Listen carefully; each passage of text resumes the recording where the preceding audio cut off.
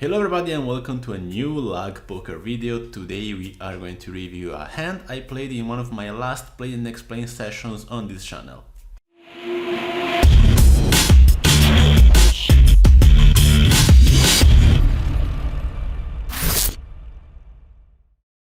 First of all, sorry if I didn't post anything in the last couple of weeks, but I got COVID and it was pretty heavy. I mean, I didn't go to the hospital or anything, but you know, I felt pretty sick. So that's why I didn't create anything, but here we are with this new review, as I said, and let's start with the hand. So here is the hand. I'll probably link the Play and Explain somewhere here, but that was the action. So UTG opens. In the video I had only 100 hands and they said he looked like some pretty tight regular read, which I think was pretty fine, since after 700 hands he still plays kind of tight. So I chose to 3-bet here, he 4-bets, I chose to call. The flop hits, he bets, I'm gonna call, not going anywhere. 5 hits, he bets again. I feel like I still have to call, even if, you know, even now I'm not in love with this spot with a guy like this, with no history whatsoever, and he doesn't know I'm a reg.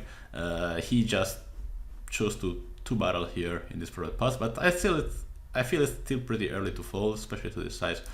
So I call, and there were 5, he shoves.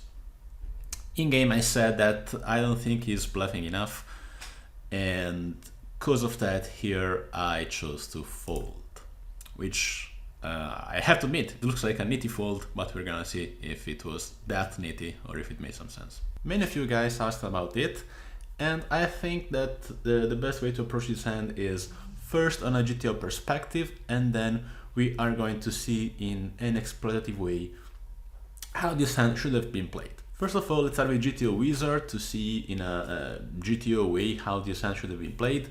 So we 3-bet and called a 4-bet UTG versus middle position. We are middle position, of course, with pocket queens. And the flop hits Jack 9 deuce rainbow. We choose to call.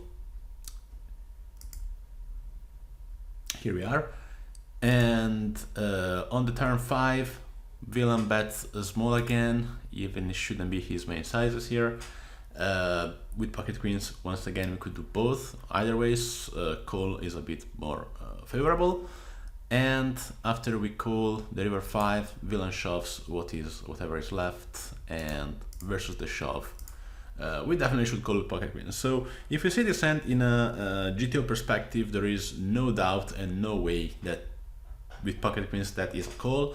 But keep in mind, when I started the hand in the live session, you can hear that I made 2 assumptions. The first assumption is I think this player is tighter than average.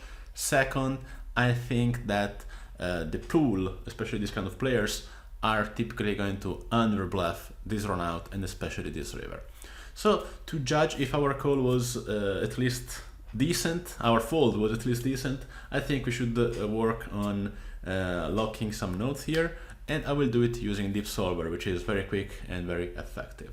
Okay, so here we are on Deep Solver, this is the spot, and these are the standard ranges, but as I said, I will change them because first of all, I don't think UTG was for betting this much. Second of all, I was not going to call this much, given my initial assumption that my opponent is a bit tight.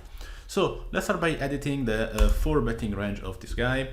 I will start from scratch, so we don't have any, let's say, we do less mistakes. So what is gonna 4-bet? I'm pretty sure he's gonna 4-bet aces and he's gonna 4-bet kings. Base king probably. I'm gonna put it on the 80%. I think a player like this probably does something like that. I don't think he's 4-betting ace queen suited. He might be 4-betting sometimes ace queen off, maybe as a bluff, I don't know. He's on the tight side. Pocket queens, I'm not sure, maybe something like 50%. Pocket jacks, I don't think he was gonna 4-bet this hand. Maybe you can put 65% on pocket queens, let's say. And I don't think he's gonna 4-bet this kind of player with the broadest and things like this. Maybe if he has some kind of bluffing range, he is sometimes bluffing those low ace-x suited. I would say maybe 50% of, let's put 50% of all of them, and I think that's pretty much it. It's pretty tight range, you know. It is tighter than what most players do, but at the same time, again, I don't think this player was playing the standard. He was tight. Okay, so I don't expect him to 4-bet much more than this. So let's save this range like this, and of course my defending range would be also different from what we saw there.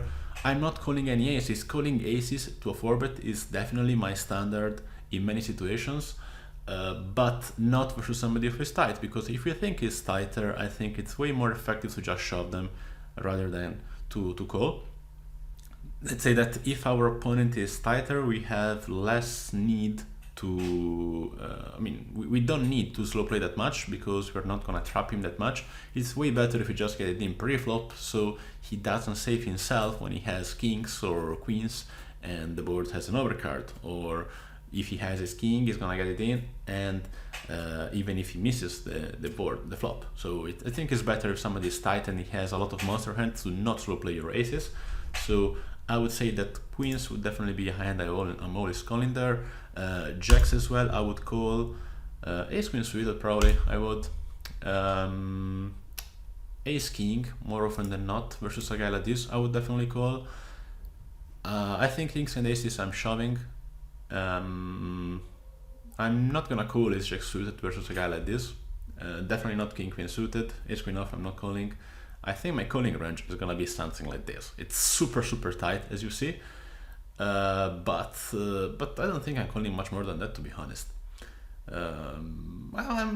Ace jack maybe. I would say it might be close. Ace jack. It's really close. I would probably put something like, let's say 50% of ace jack suited I'm gonna call, and king queen suited also maybe might be some close to there, but I would say no, it's fine. Like, I don't say, to be honest, I don't think I would call ace queen, king queen suited versus a guy like that. So that's pretty much it. You know, I'm not gonna call a lot. I'm gonna fold a lot, of course, but you know, I don't care, because if my opponent is 4-betting too few, my adjustment is to just fold too much, and that's it basically. So I think these are going to be ranges. Let's see how they interact and how we should play in the next streets. So I'm gonna play next here. I'm gonna put the board, which was, let me take back this, jack of hearts, 9 of spades, and deuce of diamonds. Okay, I confirm that. I will just use a smart tree. I don't need to. By using a smart tree, we just leaf solver chooses the most used sizes. I'm not gonna put anything else, and we're just gonna calculate and see how the solution is on this board. Okay, so first thing, Deep Solver now gives me what is the optimal solution for the ranges I chose, but again, I don't think Villain is playing this way. I think Villain is c-betting more than that. I think probably Villain is c-betting range in a situation like this. So what I'm gonna do here is to lock his strategy and assume he's gonna bet range on this board. Or maybe we can also do something even better than that. So we are trying to think how maybe he's going to play his range, but let's see. So I would start with find exploits. We pick a decision and we choose the bet small, which is 15, and assume what is he always betting this way. I think the pool is gonna bet this way: kings, queens, aces. I think it's gonna bet all times. If we pick then the these combos, ace 5 to ace deuce, probably he's gonna bet this way, the one with a better flush draw. So I think he's actually gonna bet this way. Well, the ace deuce is different, so yeah, I picked the wrong one probably. Ace deuce I think is always betting in general, this guy. So I'm gonna lock the ace deuce this way. The ace 3 I think is gonna bet this 3. Maybe let's say he doesn't bet ace 3 of clubs. Ace 4 I think is gonna bet this. again, guys, these are just my assumptions on how the field may play this board, especially a player like that. He's probably gonna bet that, and I think he's gonna bet probably more often than not. Like, let's say, well, if he has ace king suited, I think he's gonna bet the certainly the combos with the backdoor, so I'm gonna lock those.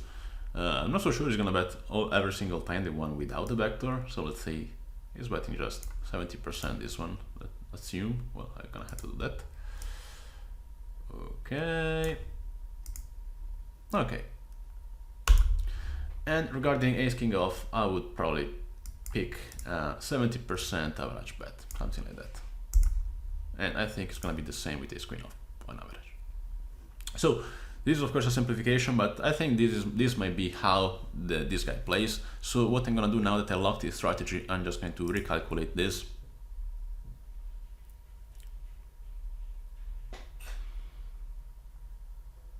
Okay, I think this is more, let's say, similar to what is gonna happen in this spot in reality. So let's say he bets his size. This is our strategy. We have no raising range. We call basically all of our calling range. We do not fold anything. We have 100% calls. Of course, it's weird to have 100% calls, but keep in mind we made a weird strategy or something which is far from optimal from our opponent, and of course the hands we have are pretty safe to call, all of them. So we call, and the turn was, I already forgot, it was 5 of spades. Okay, so 5 of spades hits. You just calculate again what is the optimal solution given what happened so far.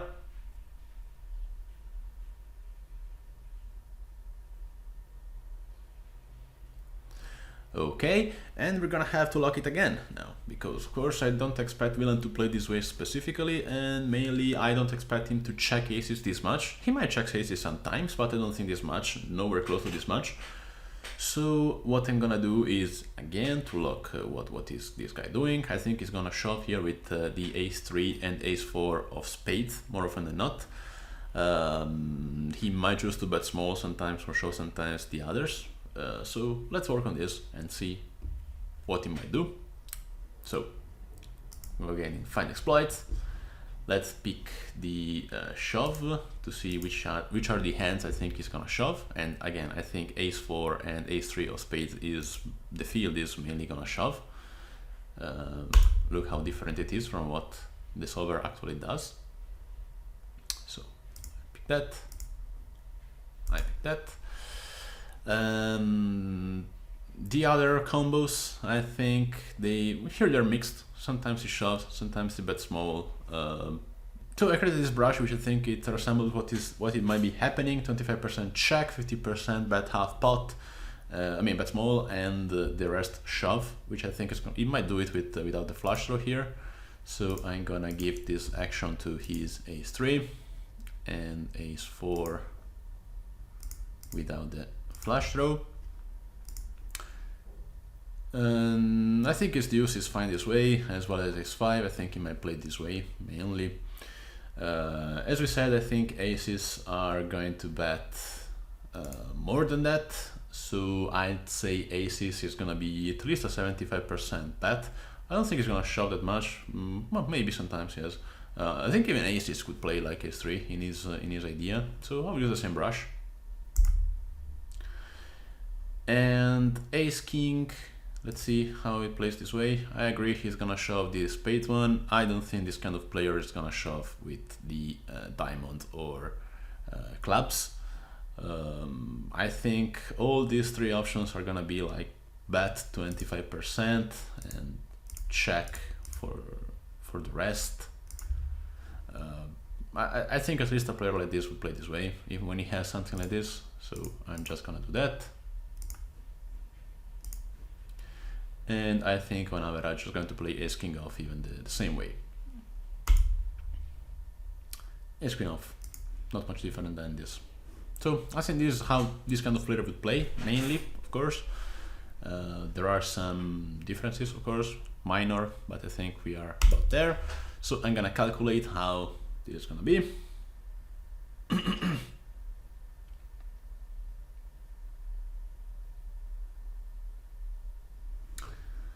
Okay, so he bet this time small, we chose to call with pocket queens. The river was the 5 of hearts. Calculate again. And here we are to the river, where this is the strategy he should play as played so far in this hand. As I said, our second assumption was that this guy is probably under bluffing on this kind of board, so what I'm gonna do is I'm going to lower his bluff of ace king, and I also think an ABC player would probably not check that much kings and aces. So I'm gonna lock this hand in a way that he bluffs less this part of bluffs. And here we are. So we locked the same strategy for this ace2 to ace5, very few bluffs, some ace5 of course you're gonna shove. I locked kings and aces for a full shove, and I made only 25% of bluffs with ace king and ace queen. And now if we shove, as you see, queens becomes a fold. So it's still close, I'd say, because if we make him bluff a bit more, for example, I also did that. If we change here and we make him bluff like slightly more, not here, but I made it here, okay. Here you see he's bluffing a bit more frequently ace king, about 50% of the times, and he's also bluffing sometimes ace 2 and ace 3. Now if he shoves, queens is still a call. So, you know, I think it was at the end close. It wasn't a clear call, it wasn't a clear fold. It depends a lot on the assumption we made on our opponent. With the assumption I made that he is probably tight and under bluffing on the river, I don't mind my fold. But, you know, we are not speaking about perfect informations here. It's all about the way we perceive these kind of players and the way we think they're going to play. But it's always interesting to see and to make this analysis, because we can expand, let's say, our knowledge of the game and our perception on what is correct and what is not. So if you like this content, please subscribe. It is free and it helps the channel a lot. Also, if you like TipSolver, you can find a discount with my link in the description of this video. It's a pretty cool software which helps you lock hands. It's like a solver but much quicker, because it uses cloud. All the calculations are done in cloud, so not on your computer, and that makes it much quicker. But anyway, if you want any information, also ask. Thanks for watching. See you next time.